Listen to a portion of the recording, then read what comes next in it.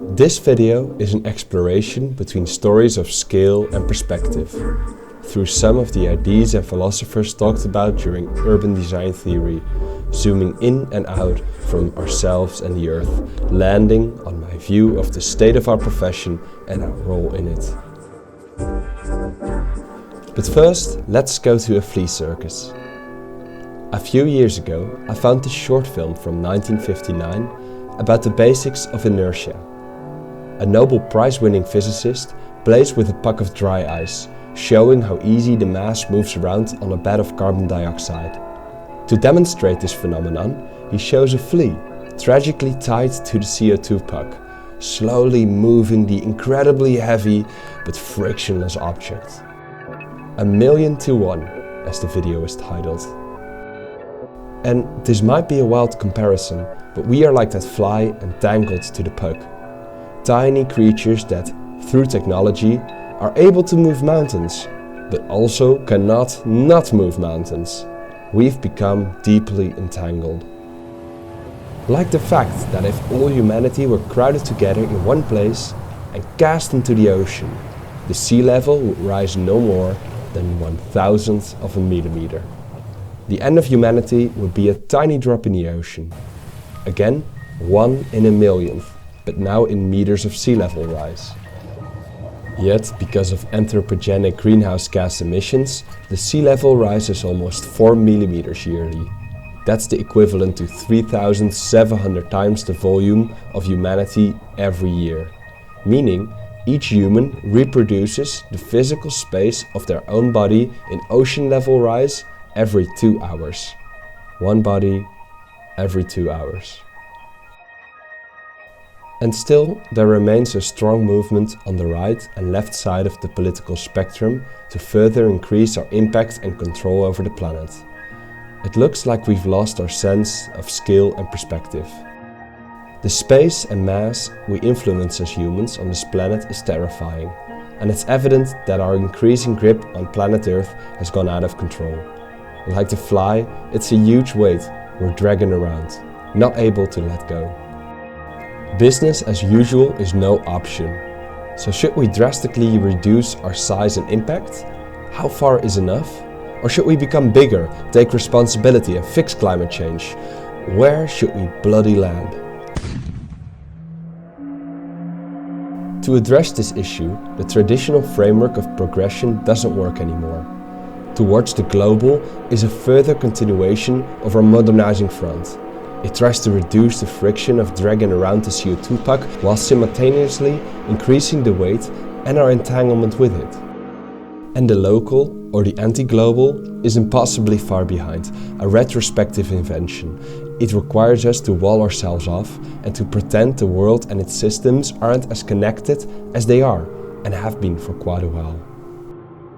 These two poles of attraction haven't offered us much help. The infinite horizon of the global ends in our own demise, and the local might be just too narrow, a reactionary dream. To address this, Bruno Latour suggests a shift from the local global factor towards a new attractor. This isn't a compromise between the global horizon and the local ideal, but a different view on our space and role, towards the terrestrial. To align our compasses in this new direction of the terrestrial, some paradigm shifts are required, according to Bruno Latour. First, our worldview. We shouldn't look at ourselves as one body, an individual entity, but as an interdependent multitude. The human should therefore no longer take the center stage as the only actor in a theater of objects, but as a node in a complex system of different subjects, linked together in strange ways. And so our role should change from an extractor to a sort of mediator, a forger of alliances between parties within the critical zone. To see our fellow beings not as a resource or a product, but a subject, a party to collaborate with. And the land and the ground not as a commodity, but as a community to which we belong. Some movements that are aligned to this thinking is the Rights of Nature movement, giving legal standing to non-human beings, or regenerative practices, which aim to co-build the potential of ecosystems. And there is even an organizational model, the ZO operation, where ecocentric development is embedded in the organizational core values. What does the planning of our urban environment look like right now? And are there any hints of the terrestrial starting to crystallize into our ambitions and practices? The National Strategy on Spatial Planning and the Environment, or the NOVI, is a document where the national government presents its long-term vision on the future development of the Dutch living environment. It's the national compass showing us in what direction and towards what values the shaping of our cities and landscape will be steered in the foreseeable future. It also serves as a guidance towards a more area-specific strategy that each municipality will create. As you can expect, the NOVI contains a beautiful description of the scala of ambitions for the Dutch landscape. It is also an integral approach of different subjects, not looking at quick fixes, but trying to combine all the challenges to work on long-term solutions. Very nice. But unfortunately, this document still mainly plays along the global-local axis and seems to be a compromise of both. One of the things I'm missing in the environmental ambitions of NOVI is that they're not linked well enough to any European standards or goals, making its aims confined to our local bubble. I wonder how we would like to compete if the playing field with our surrounding countries isn't leveled, as if the complex issues and the challenges with our soil, groundwater, rivers, seas and atmosphere stops at the border of our small country. The NOVI does hint at the Netherlands being 100% circular and climate neutral in 2050, but this non-binding vision document doesn't bring forward any serious plans on how to get there.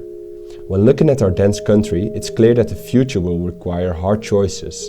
If we are exceeding the boundaries of our planet, then we're certainly exceeding the boundaries of the Dutch landscape. And although the integral approach is laudable, when there are so many opposing interests on a small piece of land, not everything can be a win-win scenario. So what will we not do anymore? What will we leave behind? Well, not that much according to the NOVI. They imagine the Dutch future to be equally or even more productive. Our enormous agricultural production will stay, the greenhouses, our industrial capacity, will build those 1 million homes, keep our competitive airport and keep all the current dikes at the exact same place. They'll only probably be a bit higher. And the aim is that every of these sectors will transition into a sustainable version of itself, like a nationwide reform that will eventually hit all our targets, with taxation as incentive and technological innovation as the answer. The possibilities are endless. But aren't there inherent problems with the way these systems and technologies are organized? What good are all these innovations if the relationship to our environment remains the same? What the vision does focus on is the economic growth potential of our landscape. As if that value was ever endangered in this country and need to be defended by our government. Especially the 2021 NOVI of the municipality of Rotterdam is full of terms like good growth and increasing our economic competitive, the real make it happen mentality. This tendency towards the global attractor is perfectly illustrated in a diagram representing their core principles in a very similar manner to that of the Doughnut economy. With corresponding themes to the Sustainable Development Goals, their so-called compass is unfortunately still aiming for endless growth, blind to the national and planetary boundaries, further down the anthropocentric dream. It's apparent that the NOVI still reduces the biosphere to at best something to also take into consideration, and at worst, a production factor of our still very economic landscape. For society to land in the terrestrial, and whatever this might look like, still seems far away. Even for vision documents, it might require such a paradigm shift that will take a while for it to be common in our working profession. But here are my 2 cents on how I hope the profession will change. Obviously, we can't continue down the same path and hope to technically innovate ourselves out of the system. Our aim should be mainly in finding a cultural grounding and designing societal shift, contributing to the construction of a new organizational, political, economic and legislative systems. With this in mind, I hope that the following questions would become more part of our profession. Why don't we keep the area just as it is? Why should the design be physical or spatial? Are the available resources not better spent on the organization of people, the maintenance of green, or perhaps the development of a digital system? How could I use this space if I were an ant or a hedgehog? What kind of symbiosis could occur here? What subjects could profit of each other's presence? What materials will be used? Where did they come from and how did they get here? How can a design be reimagined within 20 years? Can I take it apart and put it together in another configuration? And what spaces might be closed off to human life? Okay, that's enough. But to answer these questions, we should shift our frame of reference to include more than human life forms. Our anthropocentric framework of ethics should move to a biospherical one, where humans, animals, plants, but even building parts, infrastructure and grondstoffen shouldn't be further commodified, but seen as users or perhaps even co-creators. To have representatives for other than human beings could be possible, but I think we should mainly learn to become just better listeners to what each of these groups have been saying all along. The resulting complexity that arises from widening our view requires us to take position and collaborate. I can't do it all, and I can't do it alone. So to know where one stands and what one must do, we must learn to collaborate better and more with experts, makers and critics from outside of our narrow field. For instance, at this moment, I'm very interested in the development of post-industrial sites. To me, there is an incredible potential in reimagining the existing structures to be drivers of symbiocentric port activity, reinterpreting their incredible connected geography as deltas where flows of circular materials and ecosystems are exchanged. Or simply put, transforming old harbor areas into good places for humans, animals, plants and materials. The traditional workflow of looking at a program of requirements, parking targets, square meters, functions, sound profiles and fitting 50 nest boxes for bats, that doesn't work anymore.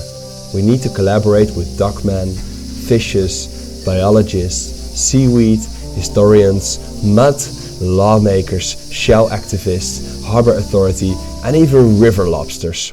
Well, concluding with our flea circus, what should the poor fellows do? It might be not so much about increasing our size, to take control or reducing the weight of the pug, but to critically rethink how and with whom we are tied up. How could we cooperate, not parasitic as the fleas might be used to, but in symbiotic ways? To bundle our strength, take a collective jump, breaking free of the pug and landing firmly on terrestrial ground. About the beach.